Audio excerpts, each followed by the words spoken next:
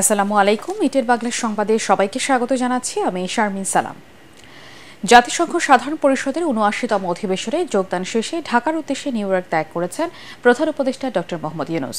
প্রধান উপদেষ্টা ও তার সফর সঙ্গীদের বহনকারী কাতার এয়ারওয়েজের বাণিজ্যিক ফ্লাইটটি শুক্রবার স্থানীয় সময় রাত ৯টা ৩০ মিনিটে ঢাকার উদ্দেশ্যে জন এফ কেনেডি আন্তর্জাতিক বিমানবন্দর ত্যাগ করে।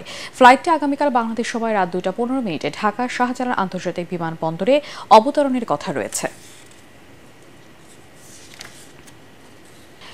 পরিবেশ রক্ষায় গাছ লাগানোর কোনো বিকল্প নেই বলে মন্তব্য করেছেন সেনাবাহিনী প্রধান জেনারেল ওয়াকারুজ্জামান। ঢাকা সেনানিবাসে কুর্মিটোলা গলফ ক্লাবে আসিয়ান ঢাকা কমিটির বৃক্ষরোপণ কর্মসূচি উদ্বোধন করে তিনি একথা বলেন। বৃক্ষরোপণের মাধ্যমে পরিবেশ রক্ষায় আসিয়ানভুক্ত দেশগুলো একসাথে কাজ করবে বলেও জানান সেনাপ্রধান। আসিয়ান ঢাকা কমিটির প্রতিনিধি বাংলাদেশে নিযুক্ত ব্রুনাই দারুস-সালামের হাইকমিশনার হারিস বিন ওতমান, ইন্দোনেশিয়ার রাষ্ট্রদূত হিরো হারান্তাতো সুবোলো, মালয়েশিয়ার হাইকমিশনার হাসনা মোহাম্মদ হাশিম সহ আসিয়ানভুক্ত দেশগুলোর প্রতিনিধিরা এ সময় উপস্থিত ছিলেন।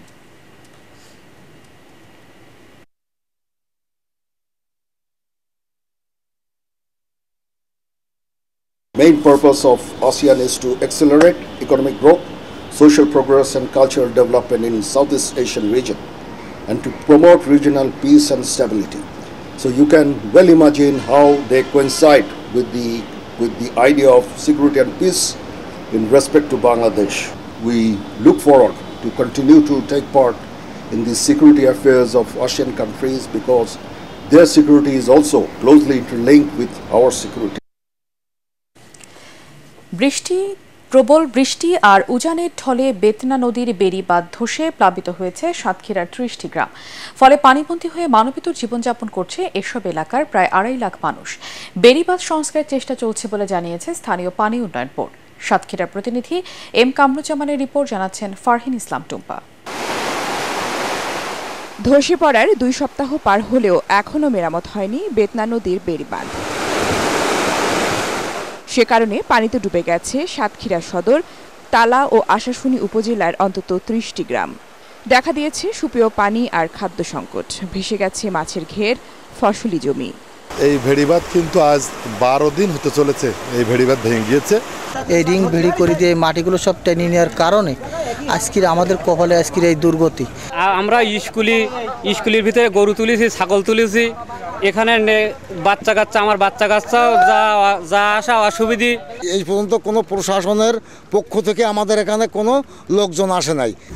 আর আমাদের যে জমি জায়গা জানা যায় সব জলের তলায়, আমাদের দাঁড়ানোরও কোনো জায়গা নেই। কি করি বাঁচবো? কোনো বাড়ি না গরু বাচ্চার কোনো ক্ষেত্রে নেই, দেখো সব পরের বাড়ি। ভেঙে যাওয়া বেড়িবাঁধ দ্রুত সংস্কারের আশ্বাস দিয়েছেন পানি উন্নয়ন বোর্ডের স্থানীয় কর্মকর্তারা। মেশিন আছে, সব কিছু আছে, ওটা আসলে আমরা পুনরায় বল্লা ড্রাইভিং করে আমাদের নেক্সট কার্যক্রম হবে যে বস্তা রেডি করা হচ্ছে। দেখেন আমাদের বস্তাগুলো কিন্তু সব রেডি করে পাশে রাখা হয়েছে। এখন বল্লাটা ড্রাইভ করে একটা খাঁচা বানিয়ে আমরা আবার পুনরায় ওই জিও ব্যাগ দিয়ে সিল করার চিন্তা করতেছি। বাঁধ সংস্কার করে অবিলম্বে তাদের রক্ষার দাবি জানিয়েছেন এলাকাবাসী। Bureau report, ATN Bangla. আন্তর্জাতিক। যুক্তরাষ্ট্রে ঘূর্ণিঝড় হেলেনের আঘাতে প্রাণ গেছে অন্তত ৪৩ জনের। দেশটির দক্ষিণ পূর্বাঞ্চলীয় বিভিন্ন অঙ্গরাজ্যে এই হতাহতের ঘটনা ঘটেছে। স্থানীয় সময় বৃহস্পতিবার রাতে ফ্লোরিডার বিগ বেন্ড শহরের উপকূলে আছড়ে পড়ে ৪ ক্যাটাগরির ঘূর্ণিঝড় হেলেন। এ সময় বাতাসের গতিবেগ ছিল ঘন্টায় ১৪০ মাইল। তবে শুক্রবার বিকেলের দিকে মৌসুমি ঝড়ে পরিণত হয় এটি।